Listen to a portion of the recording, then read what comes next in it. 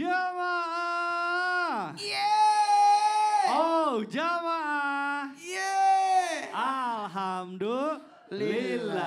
Alhamdulillah jamaah masih di Islam Itu Indah. Dan untuk jamaah yang baru bergabung hari ini kita sedang membahas tema kok sampai sebegininya Allah sama kita. Masya Allah, kita yang kadang lupa sama Allah. Allah masih tetap nolong kita, masih sayang sama kita, masih ingetin dengan cara-cara Allah yang kita tidak sangka-sangka. Baik jamaah, akan kita lanjutkan pembahasannya. Tapi sebelumnya saya mau ajak dulu jamaah untuk nonton dulu. Ini ada tayangan mengenai tidak jaga omongan ketika di tanah suci. Yuk kita saksikan sama-sama, silakan. Aduh ya Allah, ini memang agak ngeri ya di satu sisi.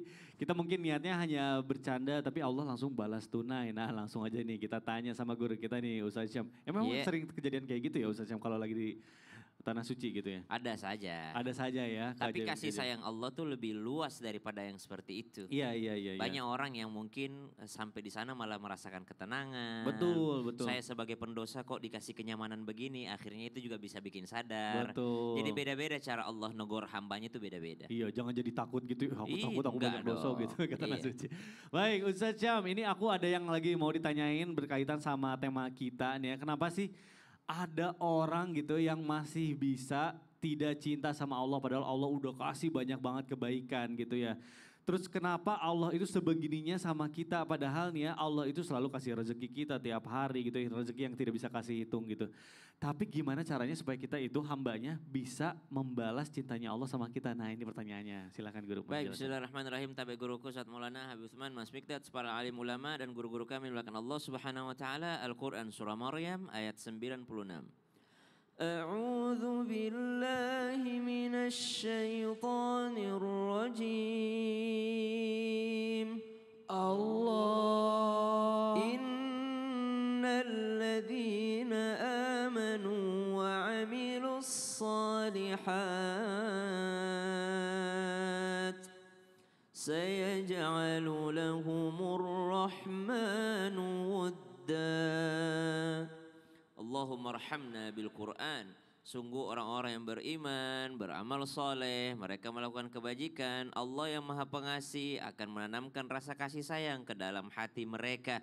Maka subhanallah kalau ada orang yang susah menyadari kasih sayang Allah subhanahu wa ta'ala, mesti banyak-banyak bermajelis ilmu, ikut pengajian.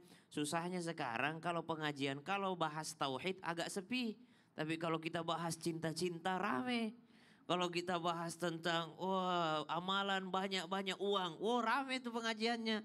Tapi kalau dikatakan bagaimana caranya mensyukuri nikmat Allah Subhanahu wa taala, bagaimana memandang nikmat dari Allah Subhanahu wa taala, ini masalah tauhid. Bagaimana kita kenal dulu kepada Sang Pencipta. Allah Subhanahu wa taala itu menyebutkan di dalam Al-Qur'an, wa qalilum min ibadiyasy syakur. Sedikit sekali daripada hambaku yang bersyukur. Sehingga kalau ditanyakan kenapa ada orang yang susah melihat nikmat Allah, Allah sendiri yang sebut, wa qalilum min ibadiyasy syakur. Sedikit sekali daripada hambaku yang menjadi seorang yang syakur, yang pandai memandang seluruh yang dikasih sama Allah adalah nikmat dari Allah Subhanahu wa taala. Itulah dalam Islam bukan hanya ibadah dalam rangka lisan berzikir, bukan hanya ibadah mahdhah, ruku, sujud, tapi ada yang namanya ibadah dalam Islam simple, singkat, cepat.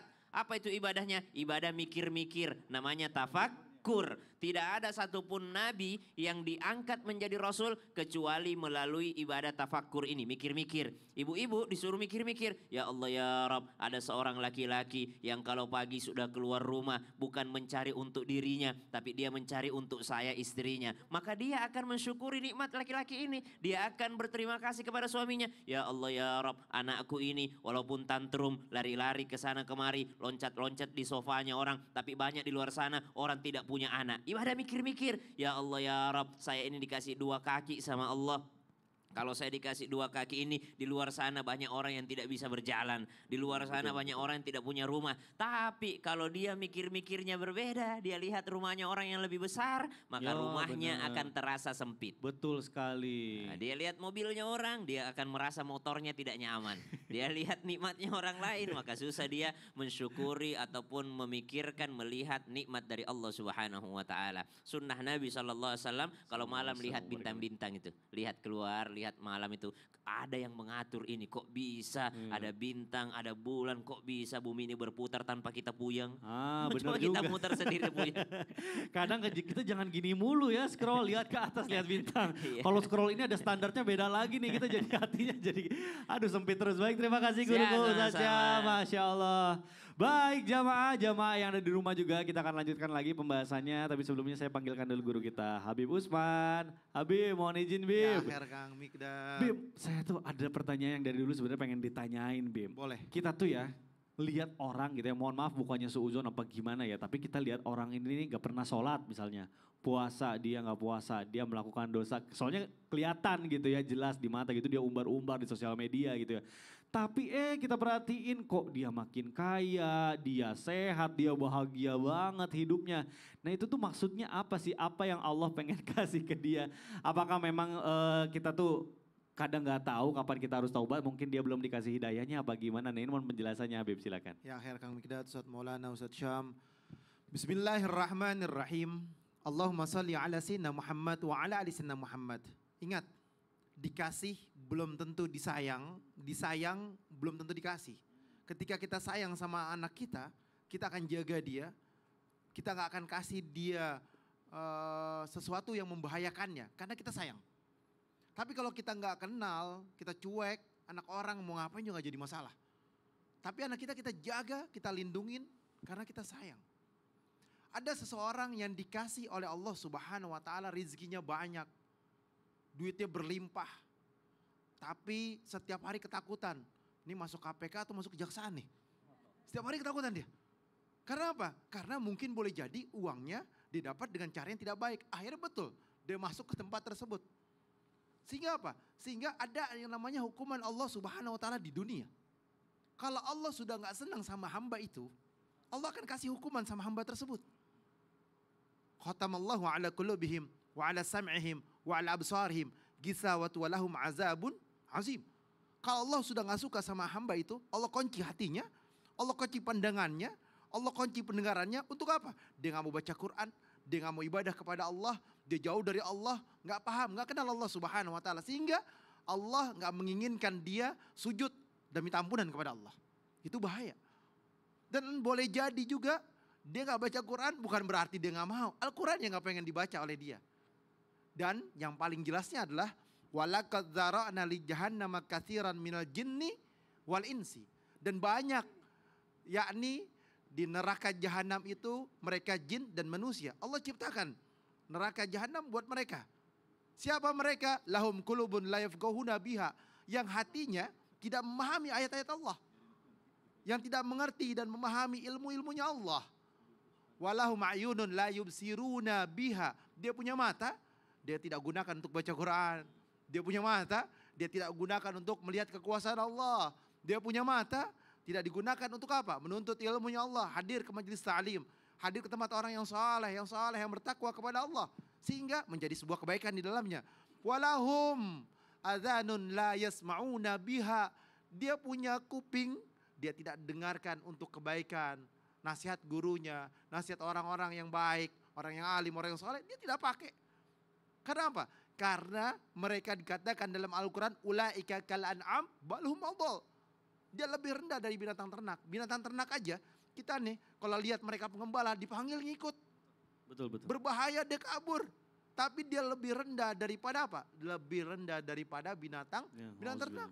Ulaika kal an'am balhum adall, ulaika humul ghafilun. Dan mereka adalah golongan manusia yang lalai, celaka mereka, binasa mereka, hancur hidup mereka. Iya, mungkin Allah sebenarnya udah kasih gitu ya pengingat-pengingat, tapi karena dia terlalu lalai jadinya dia melewati dikasih itu. sebanyak-banyaknya sama Allah, tapi dijauh daripada Allah Aduh, Subhanahu wa taala. Perbuatan baik dia dibalas sama Allah. Ya Allah. Tapi hanya di dunia, di akhirat enggak. Nauzubillah, ya Allah. Mudah-mudahan rezeki yang kita dapatkan berkah ya, membawa kita mendekatkan diri kepada Allah Subhanahu wa taala ya Bu. Amin amin ya Allah ya Rabbal alamin. Habib, sebentar lagi nih Bib. Boleh. Kita kasih kesempatan jamaah, kayaknya tuh masih banyak yang pengen curhat Bib. Kan udah Iya, dari jauh-jauh tadi. Mas, ya Allah. Betul. Nah, ada Ustaz Maulana di sini. Langsung aja yuk kita masuk dulu ke dalam segmen curhat dong Ustaz. Iya, kami curhat. Baik, sudah ada Habib Usman dan Ustadz Maulana di sini. Sekarang yang mau curhatnya boleh angkat tangan yang tinggi. Silahkan Ibu. Ayo jangan ragu-ragu. Mic-nya mana Saya tadi? Oh iya, silakan. Nah Ibu sebelah kanan, boleh Ibu berdiri di tengah-tengah kami. Perkenalan dulu ya Ibu, namanya siapa, dari mana? Bismillahirrahmanirrahim. Assalamualaikum warahmatullahi wabarakatuh. Waalaikumsalam warahmatullahi Perkenalkan, wabarakatuh. nama saya Titi Sutrianti dari Majelis Tahlim Sifaul Qulub, Desa Kepongpongan, Kecamatan Talun, Kabupaten Cirebon. Boleh tepuk tangan Tangan. dulu dari Ya, Cirebon nih jauh-jauh. Alhamdulillah, ya. Silakan Ibu. Kebetulan Ustadz, saya tuh di rumah mengurus orang tua dan suami. Ibu saya sudah sepuh dan pikun. Dan suami saya sakit. Sudah 5 tahun cuci darah. Kadang-kadang dengan bebarengan. Keperluannya berdua bareng gitu. Jadi siapa dulu yang saya dulukan. Sedangkan suami saya juga harus dijawab dan ibu saya juga harus dijawab. Ya. Dan untuk kedua kadang-kadang ibu saya dan sering ibu saya tuh keluar masuk WC. Itu mandi dan sholat. Sholat tuh sehari tuh kadang-kadang ada lebih daripada 5 waktu. Kadang-kadang 6 waktu, 7 waktu. Jadi nggak sesuai dengan oh gitu ya.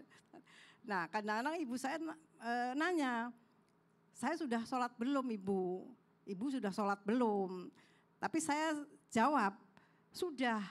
Tapi sebetulnya belum sholat gitu. Jadi pertanyaan saya, apakah saya dosa? Dengan jawaban saya bohong pada orang tua kami. Oke, baik. Cukup Ibu pertanyaannya? Mungkin Cukup. dijawab oleh Habib Usman terlebih dahulu. Ibu umurnya berapa? Umurnya sudah 65 tahun. Berarti orang tua ibu umurnya 80-an. Umurnya 86. 86 tahun. Iya. Bismillahirrahmanirrahim. Allahumma sholli ala sayyidina Muhammad wa ali sayyidina Muhammad. Pertanyaannya Masya Allah ada 2 pertanyaan yang saya tangkap. Yang pertama adalah saya harus berbakti kepada siapa? Ada yang manggil nih, ibu saya manggil membutuhkan. Yang satu adalah suami saya membutuhkan. Ibu lihat di sini. Ibu punya anak gak? Punya, tapi Punya. sudah berkeluarga semua. Sudah berkeluarga. Dan, Ada di tempat itu gak? Tidak ada. Ada yang membantu gak dalam rumah itu? Ada yang Tidak bekerja gak? Tidak ada. Tidak ada, Tapi sekali berarti- waktu kadang-kadang kalau Kadang-kadang. saya nganter suami cuci darah, ada yang menjaganya. Kalau misalkan ibu ada yang menjaganya, perhatikanlah suruh yang jaga itu, perhatikan ibunya. Kalau misalnya nggak ada yang menjaganya, perhatikanlah keduanya. Berarti kan suami ibu sudah dijaga sama ibu. Karena ibu wajib berbakti terhadap suami ibu dan apalagi ada yang sepuh di rumah dan juga harus bertanggung jawab yang ada di rumahnya. Dan subhanallah mudah-mudahan penonton di rumah doain biar ibu menjadi manusia atau hamba Allah yang salehah, yang bertakwa Amin, kepada amin Allah ya Allah, dan ya Rabbal mendapatkan alamin. ridhonya Allah Subhanahu wa taala dan surganya di sini nih, surganya ibu. Mengurus suami ibu yang sedang sakit, mengurus orang tua ibu sekalian sakit dan semoga Allah jadikan kebaikan dan keberkahan. Amin. Itu yang pertama, jadi dahulukan suaminya baru ke ibunya. Lihat mana yang lebih prioritas juga. Suaminya sudah, ibunya lebih cekatan lagi. Dan yang kedua adalah pertanyaan Masya Allah. Ini sebetulnya pikun tapi sholat. Ini Ya. luar biasa. Ya, Contoh bagi ibu dan bagi sekitarnya dan bagi semua kita nih. Buat saya juga. Ini dahsyat, luar biasa. Udah nggak ingat tapi ingat kepada Allah. Selalu ingin sholat dan sujud kepada Allah. Biarkan. Itu senangnya dia. Nggak apa-apa, nggak jadi masalah. Mungkin boleh jadi waktu masih mudanya ninggalin sholat. Jadi inilah yang dikatakan bahwasanya semakin tua semakin dekat kepada Allah dan semakin ingat kepada Allah walaupun dia uzur syar'i. Walaupun uzur syar'i, nggak jadi masalah. Ibu biarkan, ibu Baik. kasih, ya kan ibu tenangin Amin. orang tua ibu. Bismillah, mau sholat Bismillah. Mau Baik, sholat baik. Bismillah, itu satu kebaikan dan Baik. pahala yang besar buat Amin, ibu dan amin. keluarga ibu. Amin ya Allah. Ya Rabbal alamin. Makasih Ustadz. Ustadz Maulana mohon Ya, menambahkan. Ibu, ini adalah ladan pahala buat Ibu. Kalau saya tidak jawab lagi, sudah selesai sama Habib Aman. Jadi tinggal, Ibu ketahuilah tidak semua orang diberi kesempatan berbakti kepada orang tuanya sampai seumur itu. Apalagi orang tuanya sudah lanjut usia, udah sepuh, apalagi udah pikun. Dari sinilah kita bisa belajar kepada semua anak, yuk ingat Allah pilih kita untuk berbakti kepada orang tua sekaligus berbakti kepada suami. Nah gini, ibu mau pilih apa? Pilih diuji dengan cara apa sama Allah? Ya, kalau bisa jangan diuji ya. Tidak akan mungkin orang naik kelas kalau Iya. tidak diuji. Ya semua mungkin ada Mungkin ujiannya ya Ada masing-masing. ujiannya. Mungkin Ada kita- orang diuji sama tetangganya tidak Baik. diomongin. Ada tadi. Yang barusan. Yang barusan. Ada diuji Beda-beda dengan ya. anaknya. Betul, tidak? betul. Ada diuji dengan ditipu. Baik. Ada yang diuji dianya yang sakit. Ya. Ah, kalau saya lebih memilih uji yang kayak ibu. Baik. Alhamdulillah. Ngurusin, rawat. Baik. Ibu punya bersaudara? 9 saudara. Nah, Sembilan Ada Sama saudara saudara laki-lakinya? Ada, tapi Nah, jauh. Yang wajib untuk Baik. mengurus ibu-ibu adalah saudara laki-laki Saudara. ibu. Itu yang Baik, wajib. baik, Dan baik. ibu mengurus suami ibu. baik Ini Ibu. syariatnya. Mudah-mudahan terjawab ya. Ya, terima kasih. Baik, terima kasih. Baik jamaah, kita akan kembali lagi setelah yang satu ini tetap di Islam Indah. Jamaah, jamaah. Alhamdulillah. Ibu mana?